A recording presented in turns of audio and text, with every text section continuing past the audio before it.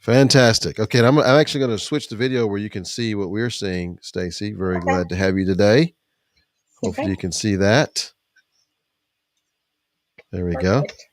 All right. Well, guys, if you're just now signing on, we are glad you're here. Thank you for spending this time with us. We're going to make it time well spent. I'm very excited about my guest today. This is my second time being able to interview and interact with her, but I'm a guest host today on Live with Leah Talent Tuesday. And Stacy Dorsey is joining us today. She's the VP and Chief Workforce Officer at Parkland Hospital located in Dallas, Texas. Stacy, welcome to the show. Thank you. I'm happy to be here. So I got lots of little nuggets and things I want myself and our audience to learn from you and pull, because I think there's quite a bit we can learn, because success leaves clues, right? So I think that there's lots of things and nuggets we can get from this discussion today. All right. So those who are just now signing in, let us know where you're signing in from. Hopefully, this is going to be a great value for you. I think it will. We're going to talk about things like how you can grow your career, have great career progression by learning from someone who has done that throughout their career. And also some top of mind issues that are facing HR today. We'll be covering that. Plus, we'll also be covering some fun questions as well. So we look forward to that. Those who are watching, we want you to participate. We want you to comment, give us your feedback, your questions, and your answers too, because we'll be asking the folks who are coming in their answers as well. Now, just as we're getting started here, one of the things that I read about today, and I wanted to ask you about this because it's kind of top of mind for me, is about this 62% of people surveyed feel like that their mental health has been affected, that are frontline healthcare workers, and they feel it's also affected them in other ways. I'm just curious, what are your thoughts on this? And maybe you have already seen this and started to make adjustments. And if so, what are some of those adjustments that you're making? Then we'll get into some of our other subjects. Yeah, sure. So it's a great topic, and obviously very top of mind for us at Parkland. And we see there's so many impacts to the stress level and what our employees have dealt with on a day-to-day basis. One of those that is impacting the whole industry is people have reconsidered what they want to do with their careers. So they are getting out of frontline work. So you take an industry that already has a shortage, whether it's respiratory therapists or nurses, or even patient care techs, folks that are in our industry, and they are choosing to leave our industry, or at least the frontline work, to go do something else. And so we also see a higher level of retirement, and so that leaves us with more vacancies. And I know we're going to talk about staffing a little later, but that's a huge impact to the employees and what we can do for them. One of the things that we noticed over the last year is we do have a lot of wellness programs. We do a lot of check-ins with our employees to see how they're doing, but we needed to do more. We needed to do better. And so providing more benefits, more opportunities for our employees to get additional services. So I think any employer would say we have benefits that people don't take advantage of, but this was an opportunity for us to spend time really advertising employee assistance programs, so EAPs, to create, and we're working on right now, better wellness programs that include both mental health and physical health. And so there are so many opportunities for us in HR and as employers to improve what we already had in place and identify the gaps that were there. That's awesome. No, I love that. I love to hear that. And those of you who are watching, if you can, let us know what things are being done in your local area. What are things that are being done that's helped your organization, and we'd love to hear that. So we appreciate you sharing that with us. And the fact, those in the comments, and I want you to answer this question if you don't mind. What do you like most about the area where you live? Curious. Most about the area that I live in. Wow. Probably what I love most about the DFW area is there is something for everyone. So I have a family, a growing family, and so I am more in a suburb. And so those suburbs have those small town community feels where family is close and there's a lot to do with a family. But I'm so close to Dallas, so I'm close to the art. I'm close to concerts if I want to go to it. There's so many great things about Dallas and the community of the county of Dallas, and so I have access to all of those at the same time as being able to live in the suburbs and have that true family atmosphere that engages everyone. So I love the Dallas Fort Worth area. There's not much you can't do here, and that's what I love about it. I love it. No, that's great. And then those who are watching, whether you're watching live or the replay, share us what you enjoy most about the area where you live in.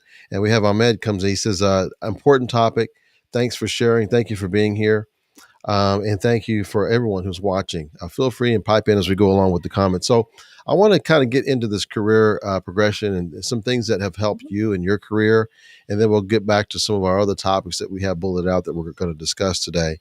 What do you think were one of those things that was a difference maker to help you to advance in your career? As you think about maybe the earlier part of your career or up until now, or maybe midpoint, what has been, I think, the biggest help, or you think the biggest help to you in making that progression?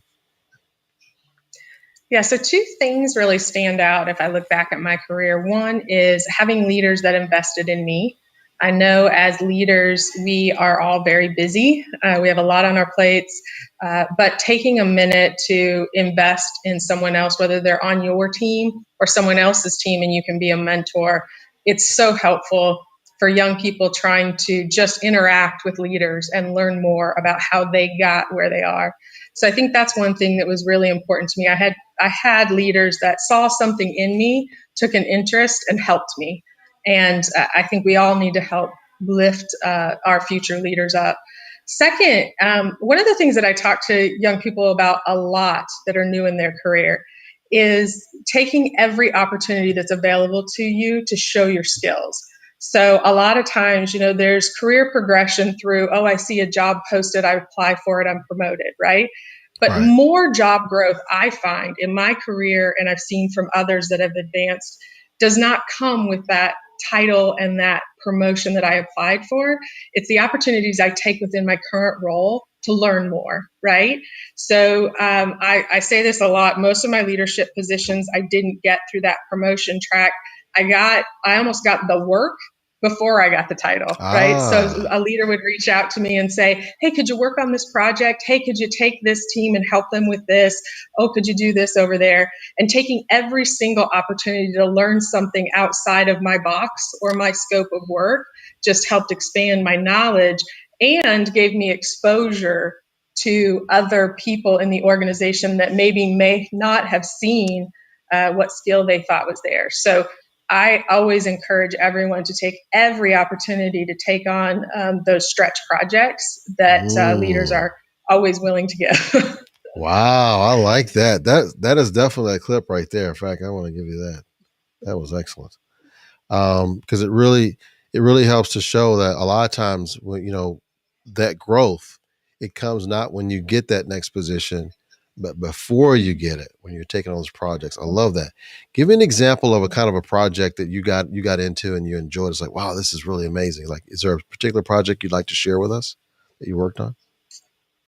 Wow. Let me think of one. I don't know so much as a project, but as a leader, I was over recruiting, talent acquisition is my background, and I had a leader that gave me the opportunity to help out with our benefits. So again, if you're an HR professional, you kind of have these tracks that you stay in, right? If you're Right. in talent acquisition, you advance through that track, Right. benefits, compensation, and HR generalists.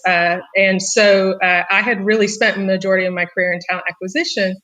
And she gave me the opportunity during a benefits enrollment to take on helping roll out the benefits to the organization and really work on the message. How do we advertise it? How do we get it out there? How do we help people make really good decisions for themselves? And that was an exciting project for me because I realized that there was a lot I didn't know about our benefits. And as a layman, from that perspective, it let me communicate to employees all the things that I didn't know. Now I knew I needed to share with them because they probably didn't know either. So taking on that project gave me the opportunity, and going through open enrollment, I learned so much about benefits. It made me a better recruiter and recruiting leader to understand that aspect of HR.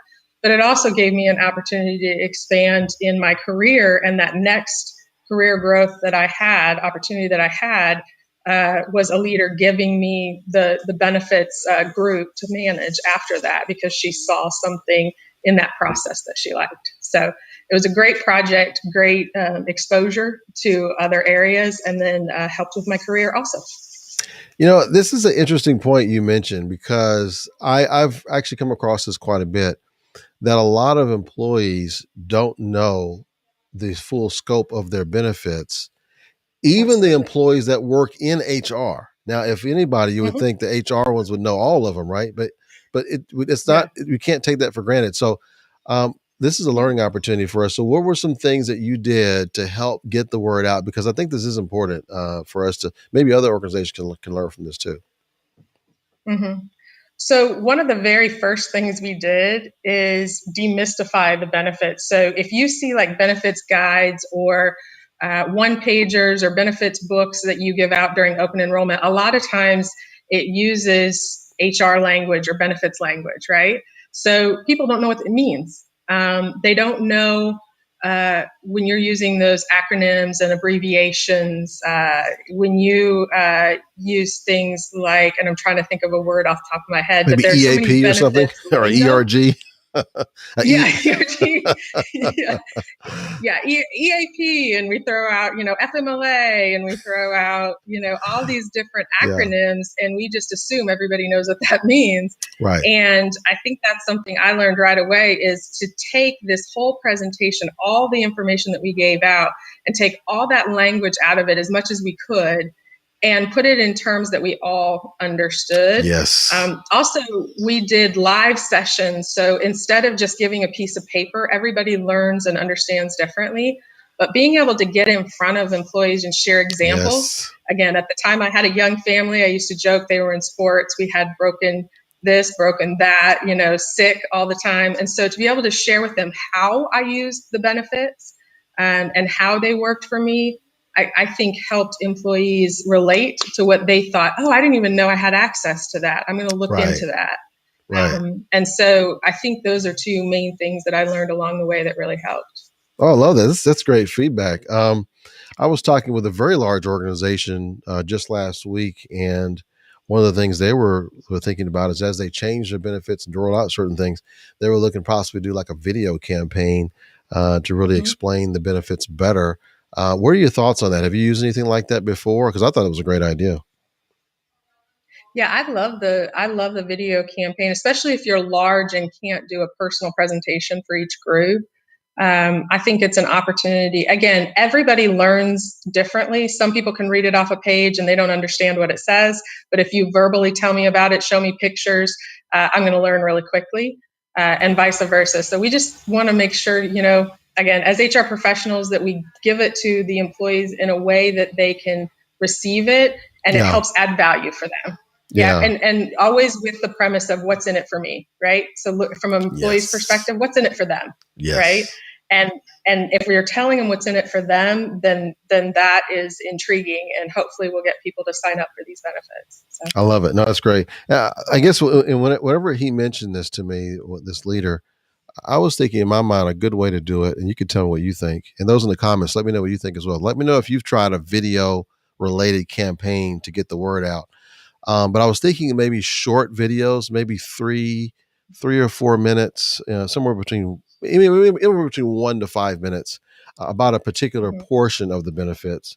So if they Yep. have a question about, what can they do if they're having some issues like mental health issues, anything of Right. having to do with that, maybe it's like a quick overview of all the things that the organization has that can help a person Mm-hmm. with that. Or if they have an ailment, things about the health insurance, maybe there's a quick video on that. Of course they can learn more. Yep.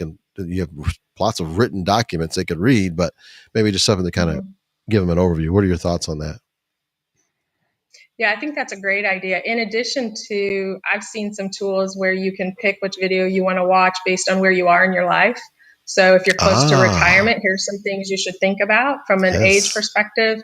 yes, If you have young kids, here are some things to think about. If you're single, young, and just getting into the industry, here's some things you can think about. So absolutely, I think videos that are targeted and really short.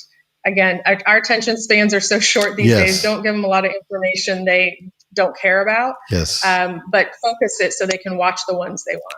Yeah, absolutely. Mm-hmm. We found too, Stacy, when we're doing, because we do a lot of recruitment videos, right? So we're creating these Mm-hmm. recruitment campaigns, and we do realistic job previews. And one of the things that we found when we did the analytics is that these videos that were over 2 minutes, it was like a killer. Like a lot of times they didn't watch it at all. Whereas the ones Yeah. when we got it down to like around a minute, maybe it's a little bit less than a minute, maybe it's a little bit over, those get much higher views and they watch more of the video. So I was like, you know what? If we have a 2 minute video, let's just cut it into two, make two 1 minute Yeah. videos. And we Exactly. found the viewership went up on it whenever we did that. Because I've seen Yeah. facilities do this where they'll have this video and it's like, 3-4 minutes. And when I do the Mm-hmm. analytics, not only does it get lower views, but the ones who do watch it, they only watch like 30 seconds of it. So literally everybody who's in the last minute and a half or 2 minutes or 3 minutes of the video don't get watched. No, no, I So agree with you. I think, and I think uh, getting the message out there early, because if they're not seeing a value in it, yeah, yes, within that first few seconds, or that they're going to see something that they want to see, then they're going to, yeah, exactly. stop watching. That I is, agree. I agree with the analytics. yep. That's so on point. And just to reinforce what you just said, when we run the analytics, they usually make a decision within a few seconds.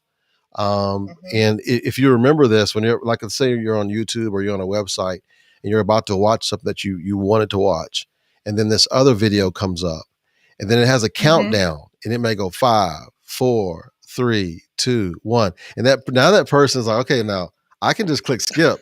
I don't have to watch the whole thing. Yeah, So, exactly. so they're making an active decision the whole time while that countdown is going on. They're making a decision. Okay, am I Yes. going to let this thing play, or am I just going to hit skip as soon as it allows me to? And so, Yes. yeah, it's the ultimate differentiator. So we use this thing called in-stream ads, right? So it's and they're skippable. So I Mm-hmm. like it that way because if they're not interested, I want them to just move on because I don't want to have to pay for the view anyway. So Right. That's right. yeah. So then I interested, they just click and go on. But it's very telling when I can see what percentage of people watch 25%, which is going to be several seconds of the video, versus 50, Mm-hmm. 75, or 100% of the video. And you learn so much from Yeah. that. Okay, we got lots of Yeah. comments came in, Stacy.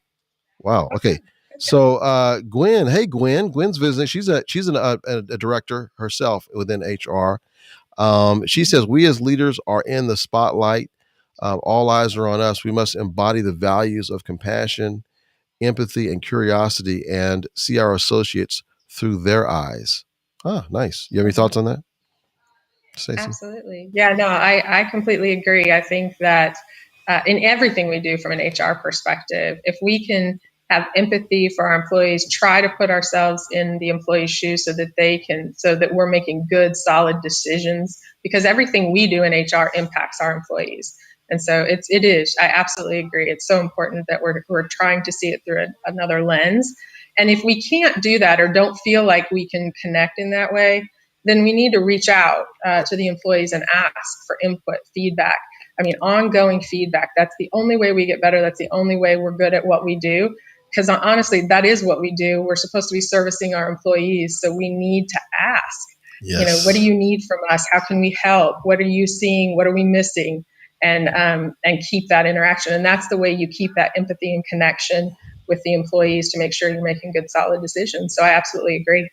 I love it. I love it. By the way, those of you who are just joining, I am the guest host on Live with Leah today, Talent Tuesday, and I am interviewing the great Stacy Dorsey from Parkland Hospital. She's the VP and Chief Workforce Officer, and we're talking about different HR topics as well as her own career progression. And I see another comment from Vishal Samuel Kashyap. He says, hi, Stacey and Ross. Isn't hiring nowadays has become more marketing recruiters that put all their energy into job posting, attracting applications rather than screening and shortlisting? humans only relevant matches more intensely. Interesting. What are your first thoughts when you hear that, Stacy? One of my first thoughts when I hear that is around how many applications recruiting or organizations get. So you're absolutely right. I think we have automated as much of the process as possible, and sometimes that can eliminate people that we don't want to eliminate. So we just have to be careful about that. And it's kind of the nature of the beast, right? Because where you used to get a couple paper applications, now you get 200,000 online applications. About Yeah. 100,000 of them don't meet the minimal qualifications for the Yes. job, and so it's hard to dig through all of these to find that diamond in the rough. And Yeah. so you're right. It's hard as you go to this more digital age. How do you keep that balance of that personal interaction with candidates as they come through the process, but yet still, deal with the volume that's coming your way? So I agree. I do think that the focus tends to be there, but we have to find a way to do a balance. We do need to do all those things, but we got to figure out a way. How do we talk to, interact with, and engage folks that are going to be good fits for our team? Yeah, yeah, and actually, I did a poll just the other day with my network, and I got about 154 votes, if I'm not mistaken, on this. And I gave them three options. Which one do you think is more important for us to build first? And the options were recruiter brand, job brand, and employer brand. You want to take a guess on what was most popular? What do you think? I was kind of surprised. I'd like to say employer brand, but Okay. I feel like that's probably their answer. Yeah, it was. So it? as far as what to build out first, obviously all three of them have importance, right? They're all important. Yeah, But yeah, in terms of those, only 6% chose employer brand, 58% chose recruiter brand, and 36% chose job brand, and specifically about the job. So I thought it was interesting that more people put more of an emphasis on having a relationship with the recruiter, which is interesting because you talked about having those conversations. I don't know, how does that land on you to hear something like that? Because obviously it's different from what you thought, and it was different from what I didn't know it was going to be that much of a difference. What are your thoughts on that? So my initial thought is I see it similar to a funnel and its importance. I think employer brand is so important first because it's what you build on to build the other two. Mm-hmm. So it feels foundational to me. And so it seems, I understand how it's backwards because that's what you see most. That's what's going to be out there. But employer brand is based on typically your values, your value proposition for your employees, and then your recruiting brand should build on that. And then again, it's kind of like a funnel for me down to the specific job. So it's not surprising to me that people say recruiting more than others. But to me, I would prefer to build out the employer brand. And honestly, I feel like it probably takes longer. It's a longer investment. And so I think that's why we tend to maybe do more front end. As the comment said, the more marketing, the more visible recruiting people in. But to me, the challenge with that is if what we're selling out there doesn't match what they get when they come, right? Then we're going to have an issue with retention, with expectations of employees. Yes. So that's why, to me, the employer brand is so important to have nailed down. Well, in just from my perspective, just the people I've talked to, and just from what I'm noticing is that, and I agree with you 100%. It needs to match, right? It needs to match up with what's being put out there. One of the things that I'm getting though is that a lot of the folks, if they're a hard to find applicant, they expect you to have good benefits. They expect you to have good compensation, all that. Yeah. Otherwise, you wouldn't even be a consideration. So I think the expectation is to have one. But as far as what's important to them at the very beginning, before they're exposed to your job, is they want to be able to have a conversation or a relationship with the recruiter first, and then be able to kind of work through which job is best. And they're automatically expecting that the employer brand is good. Otherwise, like it's like a non-starter. So that's a good point. That's kind of what but to your point, yeah, I mean, I think it's foundational. It's like trying to build a house and you don't have a good foundation. No matter how pretty the house is, it's not gonna stand. So I love your approach on that. Okay, so I got another comment came in. Gwen says videos are great as complementary resources. Make them short and specific to the topics. This allows associates to watch when it's convenient for them and their families. Oh, yeah, their families. I didn't think about that too. Making it available for their families to Absolutely. watch. Ah, Absolutely. That and was something in the benefits approach that was also something that our employees identified for us in multiple places I've been. They wanted to have sessions when we did have live sessions where their spouse could come with them, and listen in and ask questions. And so I think that is becoming even more important, for employees to have that. So to have videos where you can sit down as a couple on the couch on a Saturday and watch those, I think is a great alternative, and obviously more efficient than having the live sessions for them to come to. So I think it's great. Great point. yeah, one thing I wanted to mention too, because going back to your background, I got some more comments and folks. Let's see, Charles has got a comment. I'm going to definitely read off, and whoever else has been putting comments. Thank you for all your comments. I want to read them all. But I wanted to just quickly divert for a second. Through your career, you have worked for a nonprofit safety net, which is where you're working now, nonprofit safety net type organization. But you've also worked for profit organizations. I want you to give us a picture on what the differences are in working HR in for profit versus nonprofit. And I don't know if you see a demarcation between nonprofit safety net or just nonprofit. I don't know if you want to speak to that, but I'd love to hear your feedback. I want to hear what your thoughts on what are the differences, good, bad, or indifferent. Just what's some things you've seen that are different. Yeah, there's definitely some differences, in, I would say, for profit and nonprofit, not for profit. There's, I think those would be the two big distinctions that I would put. So, so for profit, it was a great place to learn, great place to become a leader and grow as a leader. Mm-hmm. I feel like it's a very, at least the ones that I've been in, very structured environments.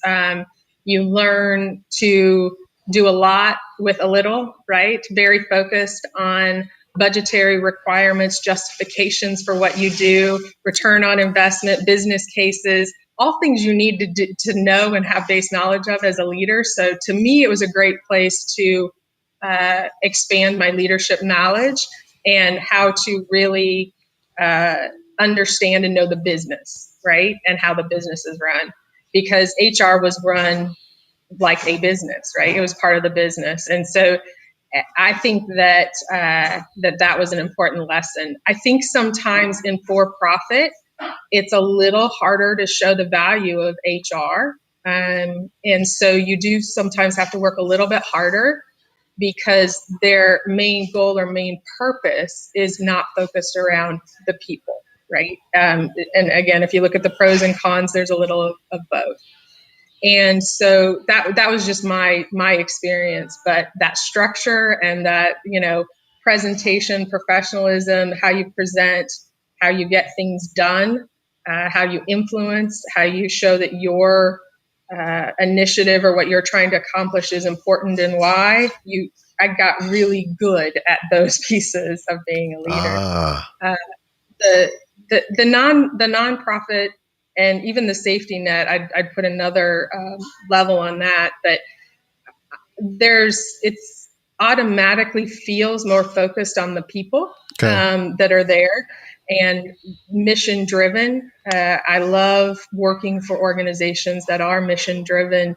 I see it. You see it in the passion that of people that come to the table that want to work there. When you sit and especially in recruiting, when you're interviewing and talking to people, I have a manager on my team that came to work for us specifically at Parkland because he grew up in Dallas County. And he said to me in the interview, I stood in lines at Parkland clinics to get my vaccinations when I was a young boy. Oh, wow. So I feel like it's my opportunity now to come back to my community and have a positive impact on my community. Oh, I love that. I mean, wow, to me, that gives me chills as a leader, right?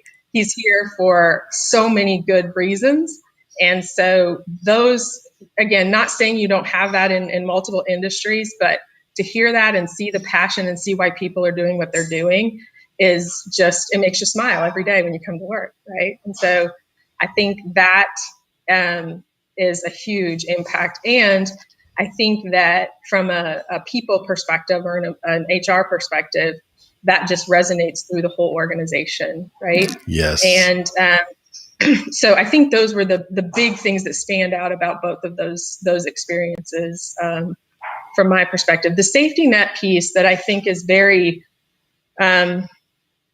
it's very specific to what I've seen at Parkland is how embedded they are in the community. Mm-hmm. So when I was at other, nonprofit organizations, we had a mission, we had a reason we were there, we had work we were doing in the community. But at Parkland, I feel like it's on a whole nother level because we're not only helping people get jobs at Parkland and the community from a patient perspective, we're actually out in the community and helping the community get jobs at Parkland, get better benefits. And so helping elevate the income level of the community that we're serving. So it's not just about the patients, it's also about the community and how are we helping the community in other ways other than just as they come in as patients. Yeah, I love that. And I try and do this. I try and explain any jargon that we use because folks may be coming from other countries and watching, or maybe they're just not as familiar with healthcare. So let's give them a quick little synopsis of for-profit versus nonprofit versus a safety net nonprofit. Okay. And I may not be as good at it as some other organizations or some other professionals, but what I would say is, so for-profit, for example, I'll give you examples in my work history. I worked for Tenet Healthcare. So they are an organization that owns hospitals, and they essentially work to run those hospitals no matter what community it's in, and it's obviously for-profit. And so I've also worked at Texas Health Resources, which is in the Dallas-Fort Worth area. It's a nonprofit organization. And essentially the dollars that they make go back into the hospital. So it's not profit that goes back into the hospital to expand the services that they provide to the community. And then the safety net is we are a county hospital. So we are there to support the underserved in our community. And so we are focused on helping the community holistically, but also those in need in our community. And we are where they come when they need services and either don't have healthcare benefits or can't afford to get the service that they're looking for.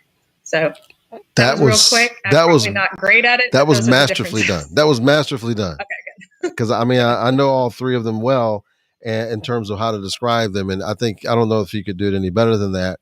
So, but I just want to check with my audience, make sure that they understand. Now, let's just see here. Sure. Yep, looks like they do. They're very happy about that. Good. Very good.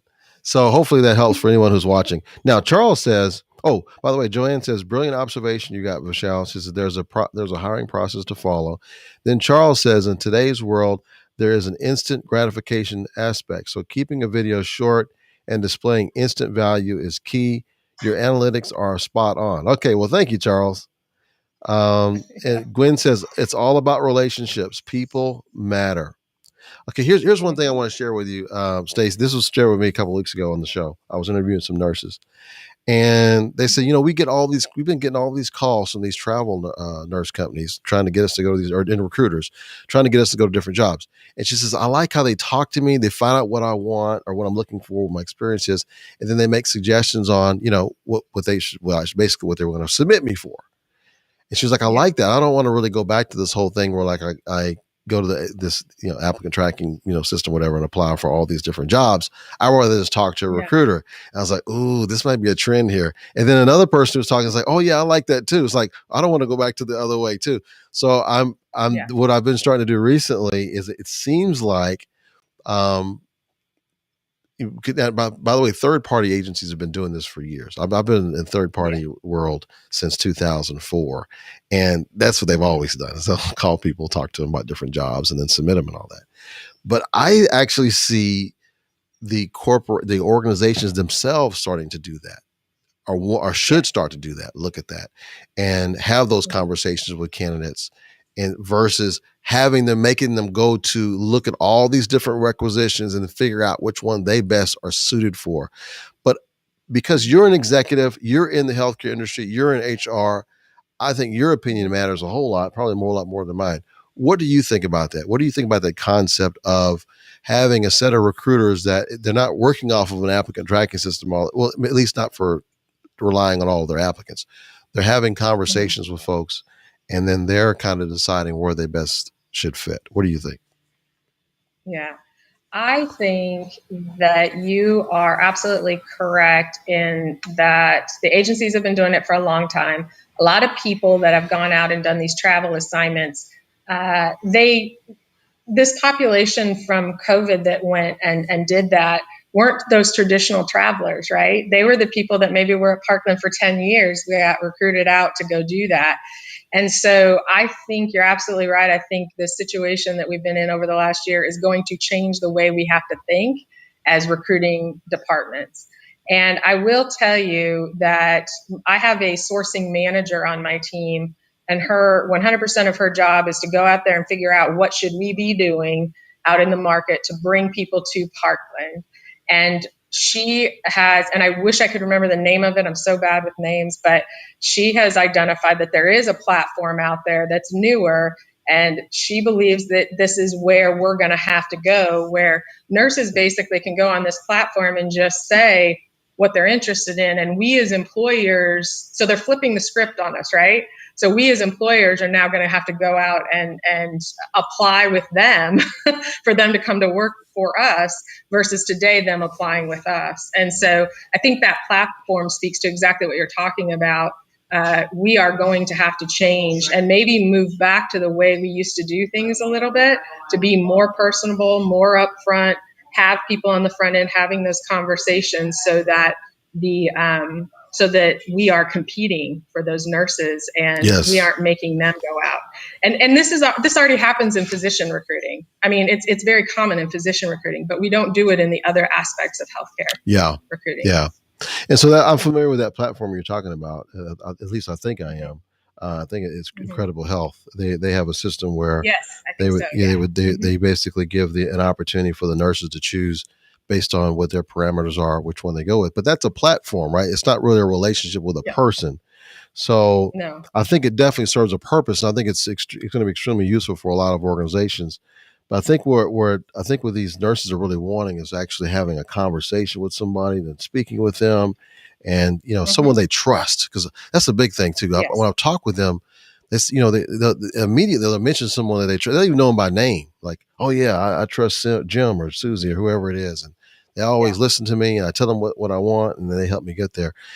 So Yeah. I do agree with what you're saying. I think that's useful, but I am continuing to hear it's about having those conversations. Another thing I'm finding too is that we're starting to reach folks right there on their phones, Yes. because whenever you have a platform that somebody has to go to, it has value, obviously. Like Indeed is a destination for a lot of people who look for jobs.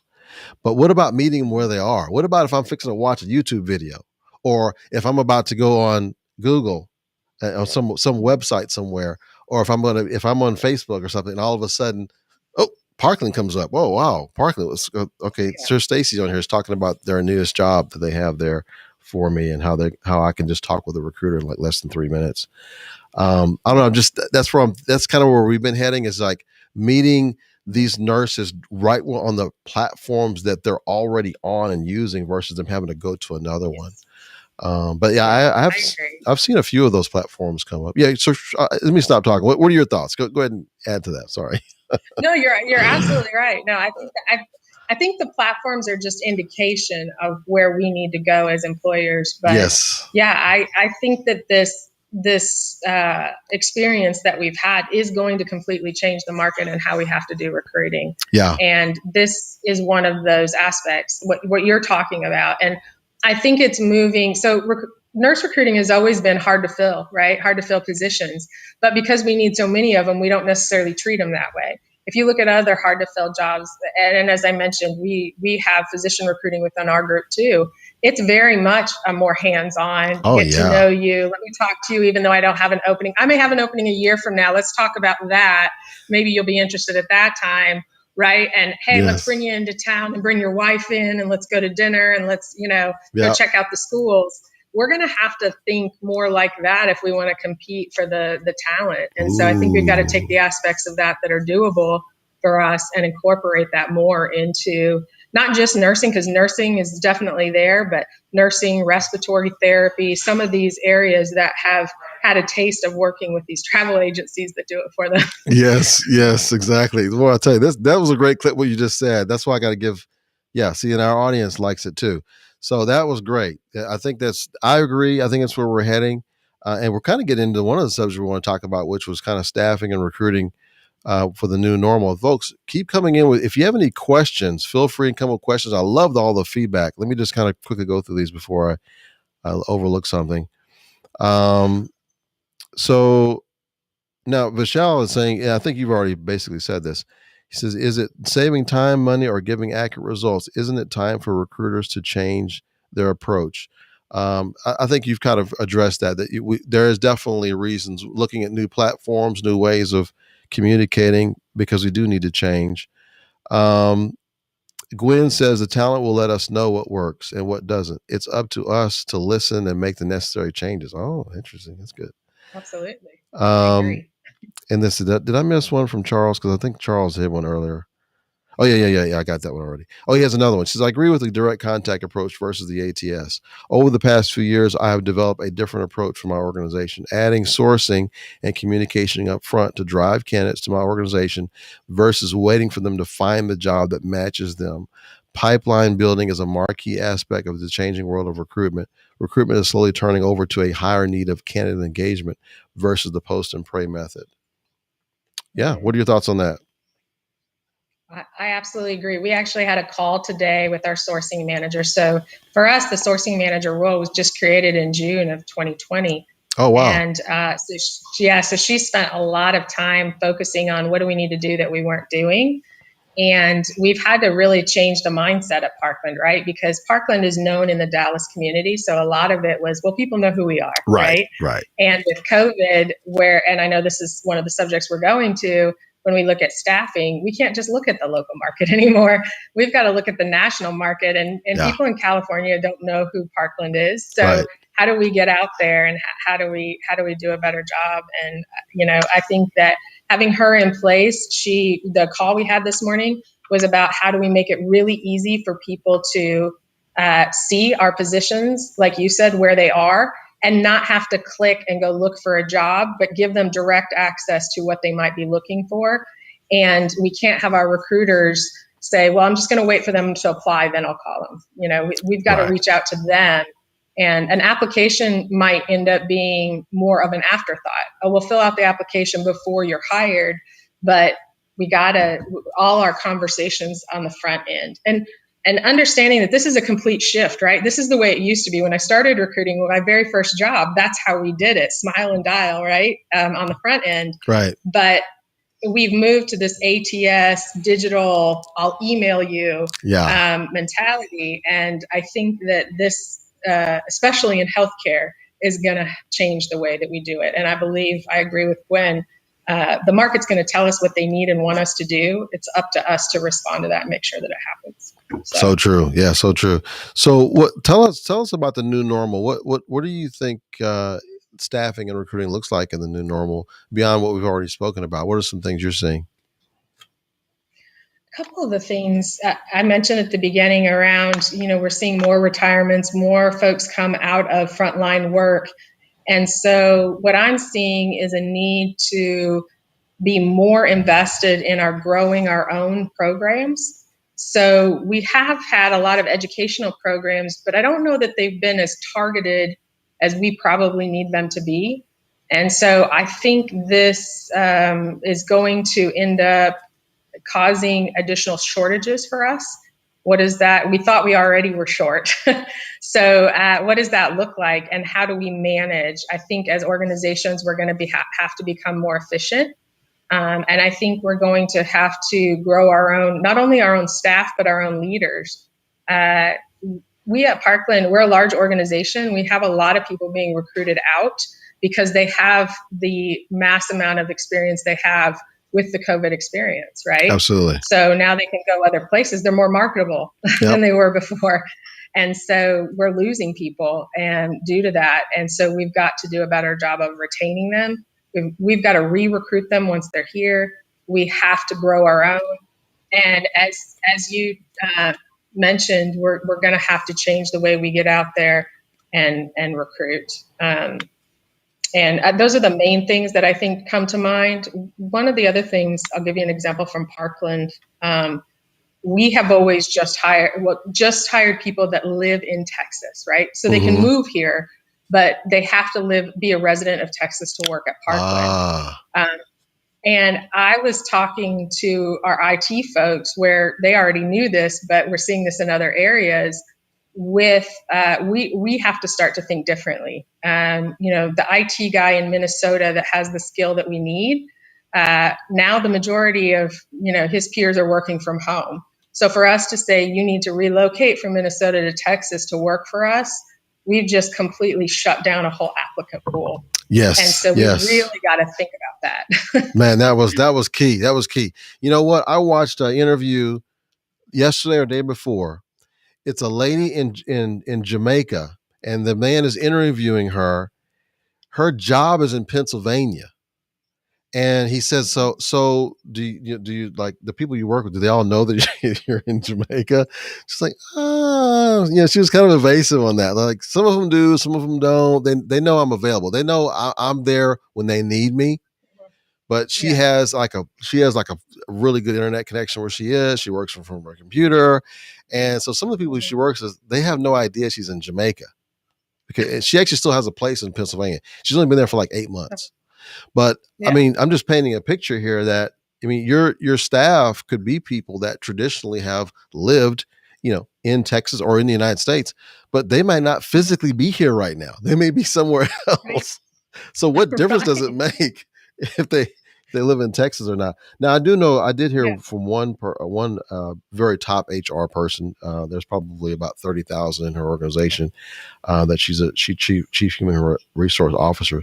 Her bit angst about it was like, well, what if they live in another state that has like a different income tax? We got to keep all the different income taxes and state taxes and all this kind of stuff.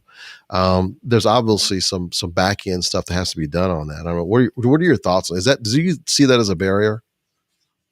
Absolutely. So that actually is what keeps us from hiring. Is as an organization, we've never been set up to set up new rules around like HR rules around leave, right?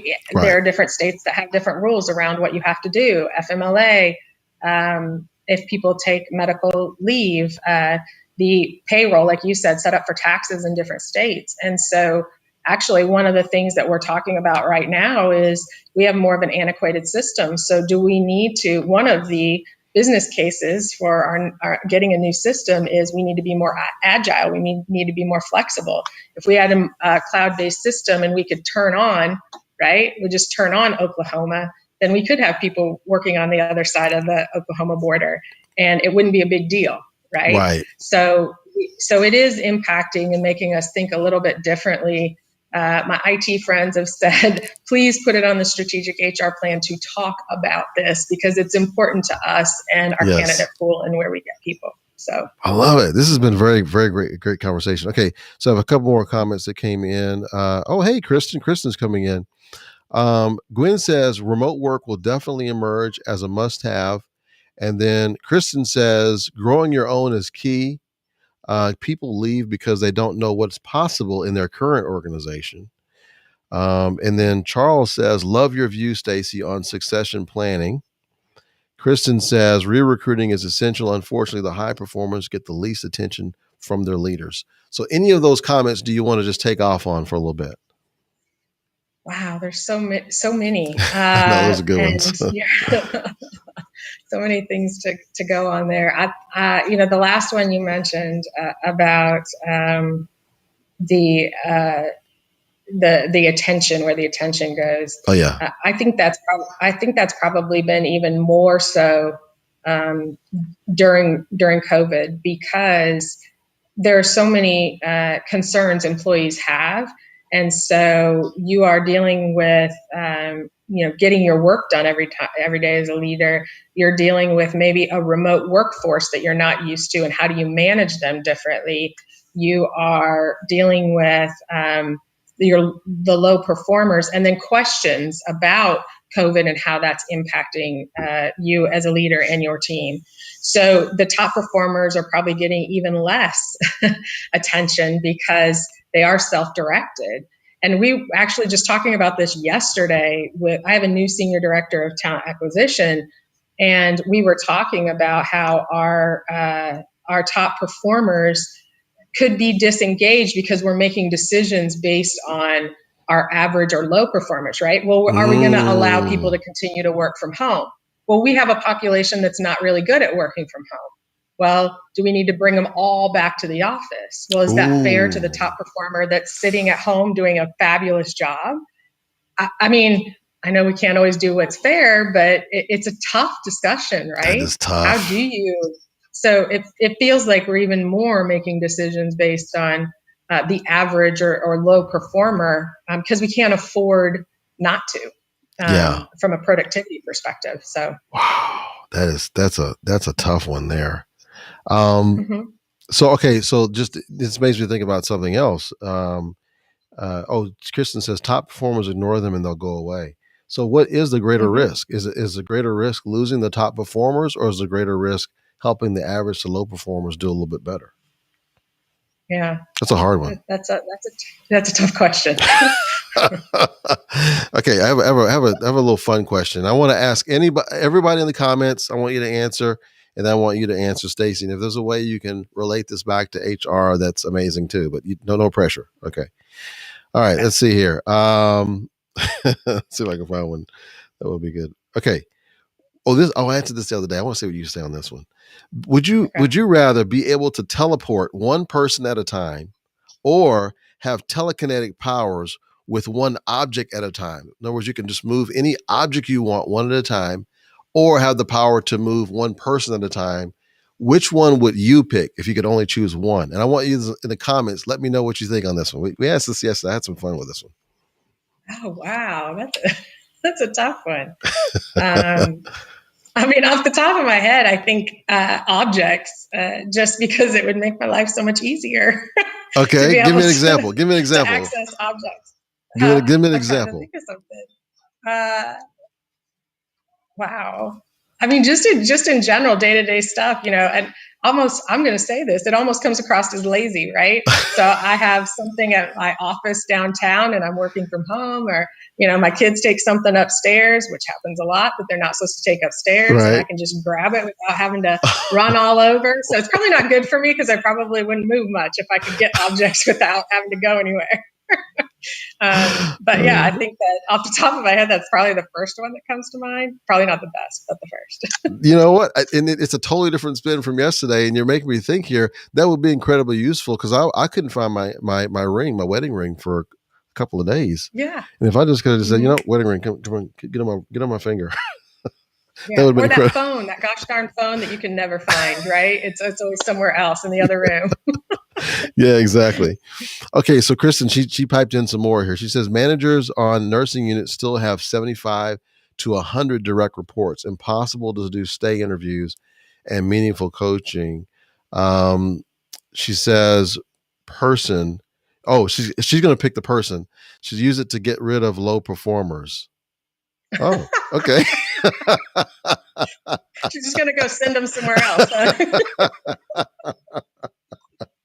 But I like it. Okay, I will say this about low performers. This is an interesting thing, though, and maybe you've seen this tell me if you've seen this in your organization. You can take a high performer and you put them in an area or a company, culture, department, whatever, and they can become a low performer because it's the wrong department, culture, whatever the case is. And then you can also take someone who's perceived as a low performer and put them in a different culture, company, whatever the case is, and they become a high performer. Have you seen that in your organization? Absolutely. So when I was at Tenet, I helped implement a behavioral assessment on the front end, and it was focused on finding fit to job, right? So we find the right person for the right job at the right time in their career.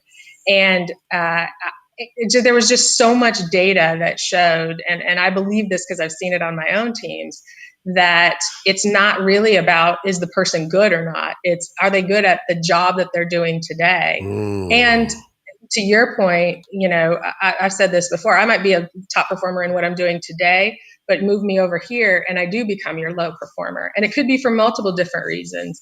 And I find this on our team. Did they get the training they needed? Were they ready in their career? Yeah. Sometimes you're past a job in your career and therefore you're not good at it anymore because you're ready to move on to the next thing. So it really is all about the right job at the right time. And I absolutely agree with you that impacts your performance. Now, just to jump on this other point she made about 75 to 100 direct reports, that seems like a lot. I know when I had 12 or 13, it was like, okay, that's quite a bit. When I had 20, it was like, ooh. 25, I was like, I'm done. So, what do you think about what's the right amount for a person? How can this be addressed? Because do you think the 75 to 100 seems like a lot? Because it seems like a lot to me too. I don't know. What are you thinking? It is. It is a lot, but I do think it's probably pretty common in nursing. And I think it is a challenge for nursing leaders because for some reason that's the way the structure is set up a lot of times. Yeah. And they might have other people helping them out. Like we have what we call AUMs, but assistant unit managers, where the people don't report to them, but they help with some of those manager duties. But it is different because they're not reporting to them. They're not giving them coaching and counseling. And so this is a common problem in healthcare. And I do think that it's something that, deserves being looked at because it does lead to disengagement and inability to manage the people. They're doing more like manage schedules and, vacancies and interviewing, and they're doing all those things they have to do, but they don't really have a lot of time to manage the people day to day. Yeah, absolutely. Gwen says culture is king or queen. She's being diverse on that comment. I appreciate that, Gwen. Very good. Speaking of that, look at that! It's almost time for us to end. I cannot believe this went by so quickly. Okay, let me just finish with something fun. I want to ask everybody to answer this, guys. In the comments, you guys were great. You ladies and gentlemen were fantastic today. I want to ask you this, Stacy, and anyone who's in the comments. I want you to answer the same thing. Not the same answer, but obviously what your own answer is. And also, I want to add that please add today, if you don't mind, what resonated with you the most. What is it? What point that you appreciate that we talked about? Maybe what points you'd like us to talk more about in a future episode? Because I do want to have you back, Stacy. I do definitely want to have you back. Will you come back? Will you come back? Absolutely. Okay. Yes. All right. So it says, if you could take a boat ride around or through any city in the world, what city would you choose? Now, if the city doesn't have a waterway, go ahead and give it one. So which one would you choose to either take a boat ride around or through any city in the world? I want those in the comments to also answer too. I want to see what yours are. So what do you think, Stacy? Which one would you pick? There's so many places I haven't been, so I definitely want to pick some place I haven't been and could see.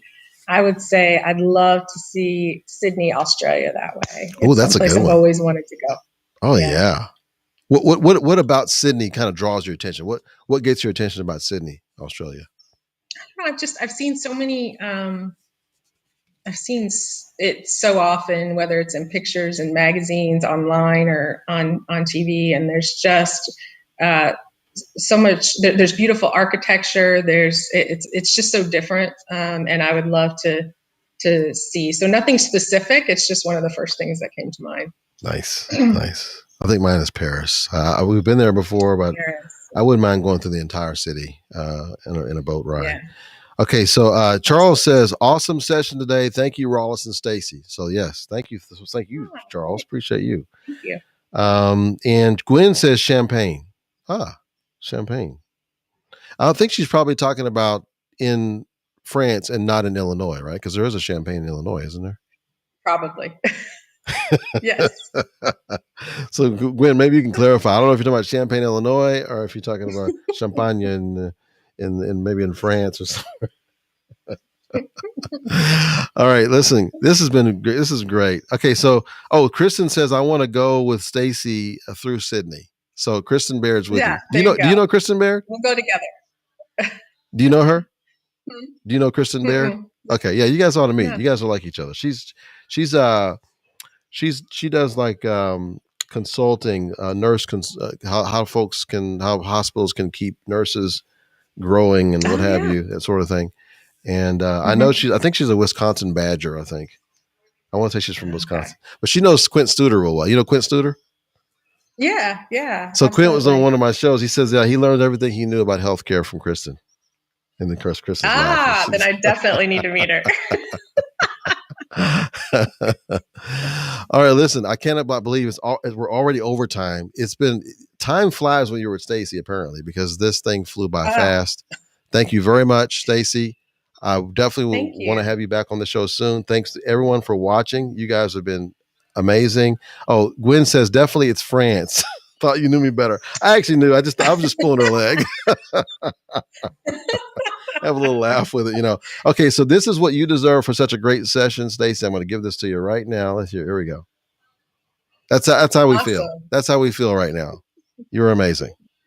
So let's say bye to everyone. Bye, everyone. Thank you. Bye, everyone. Thank you. All right, let me go ahead and stop it here momentarily. Make sure we are. That was great. I tell you, you're fantastic. Oh, thank you. Yeah, that was fun. Yeah, fun. It was fun for me. Let me just, Jonathan, can you see if it's safe for me to go ahead and end stream? You are good now. All right.